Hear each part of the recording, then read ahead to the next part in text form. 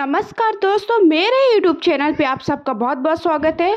तो कार्तिक महीने में अगर आप स्नान करते हैं तो कार्तिक में तुलसी जी का पूजन प्रत्येक दिन सुबह शाम कैसे करना है, इसका वीडियो आप सबको चैनल पर अपलोड कर दिया। साथ ही कार्तिक महत्व की कथाएं भी प्रत्येक दिन आप सबको चैनल पर मिलती जाएंगी। पहले अध्याय की कथा अपलोड हो गई है। अभी कार्तिक महीने में जब आप स्नान करेंगे तो कुछ कथाएं कहानियां होती हैं, तो कार्तिक स्नान के समय वो कहानियां पढ़ी और सुनी जाती हैं। तो 2 से 3 मैं ये कहानियां इस वीडियो पर लेकर के आई हूँ। वीडियो पसंद आए लाइक शेयर करें, चैनल को सब्सक्राइब करें।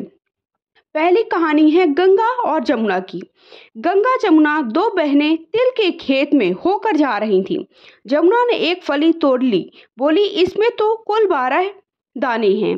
गंगा बोली तुम्हें चोरी का दोष लगा। तब जमुना ने पूछा जाको प्रायश्चित कैसे होए। गंगा बोली यह दोष तब मिटोगे कि तू 12 वर्ष तक किसान के घर रहे। जमुना वह किसान के घर गई और बोली भैया तू मोए नौकरी पर रख ले। किसान बोलो रह जा। जमुना बोली मेरी एक शर्त है, ना मैं सेज उठाऊंगी, ना सेज बिछाऊंगी, ना जूठन उठाऊंगी, ना जूठन खाऊंगी। ब्राह्मण बोला ठीक है।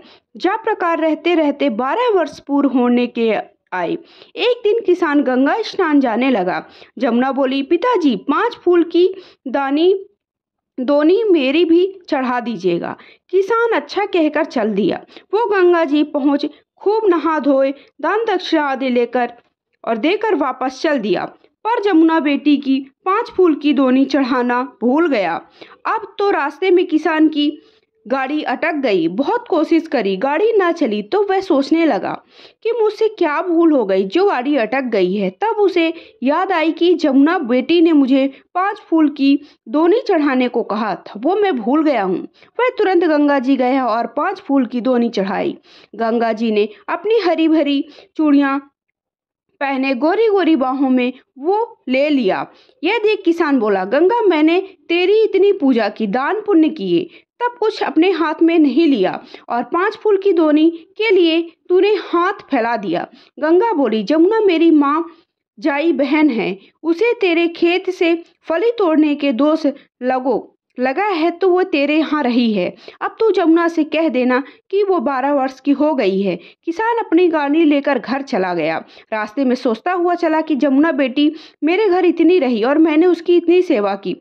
इस तरह पछताता हुआ घर आ गया। जमुना बोली किवाड़ खोलो। जमुना बोली पहले ये बताओ कि मेरी बहन ने क्या कहा है। किसान बोला तेरी बहन ने कहा है कि तेरे 12 वर्ष पूर्ण हो गए हैं। अब तो यमुना किवाड़ खोल लहर लहर लहराती हुई झुर्रुट किसान के पैरों के नीचे से होकर निकल गए। तो इस तरह कार्तिक मास में गंगा और जमुना की पहली कहानी पूर्ण होती है। बोलिए गंगा मैया की जय, तुलसी मैया की जय, कार्तिक महीने की जय हो श्री हरि, जय श्री विष्णु की। कार्तिक स्नान की अब दूसरी कहानी है। एक घर में सास बहू बेटा ये 3 जने थे। एक दिन माँ बोली बेटा मैं तो कार्तिक नहाऊंगी। बेटा बोला नहा ले मैया।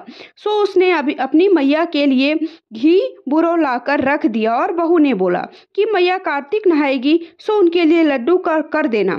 बहू ने घी बुरा तो उठाकर रख दिया और चुनी भूसी के लड्डू कर दिए। बेटा अपनी मैया को यहाँ छोड़ जा रहा है, सो तुम लोग इनका ध्यान रखना। बुढ़िया सुबह ही उठे, कार्तिक नहाकर खूब भजन पूजन करती। जैसे लड्डू निकाले कृष्ण भगवान एक याचक के रूप में आते और कहे दरवाजा खटखटाऊं, माँ एक लड्डू पाऊं। ऐसा सुनते ही बुढ़िया झट कर लड्डू दे देती। ऐसा करते करते कार्तिक महीना पूरा हो गया। फिर शिव भगवान आए और बोले मैया जो चाहे सो वरदान मांग ले। बुढ़िया बोली मैं क्या मांगूं, मुझे कुछ नहीं चाहिए। ऐसा सुनकर भगवान ने झोपड़ी में लात मारी। लात मारते ही वह महल का रूप धारण कर ली। फिर बुढ़िया में लात मारी सो वह सुंदर युवती हो गई।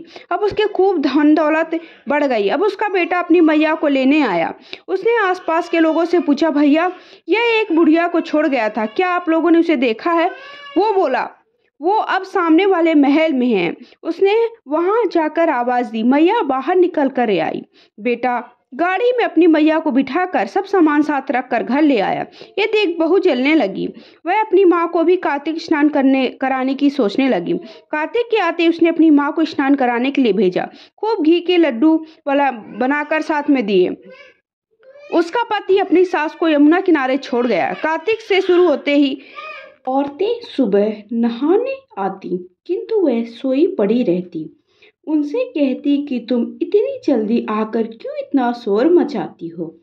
जब भगवान श्री कृष्ण आते हैं और कहते झोली फैलाऊं मैं एक लड्डू पाऊं, वह लड्डू न देकर कह देती कि जमाई के घी बूरे के लड्डू मैं तुझे दूं कि खुद खाऊं, और खुद खा जाती।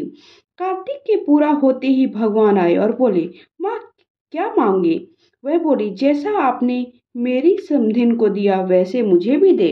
भगवान ने यह कहकर कि तेरी करनी तेरे साथ, उसकी करनी उसके साथ झोपड़ी में लात मार दी। झोपड़ी उड़ गई, साथ बुढ़िया भी में भी लात मारी तो वह एक सुअरिया बनकर इधर उधर घूमने लगी।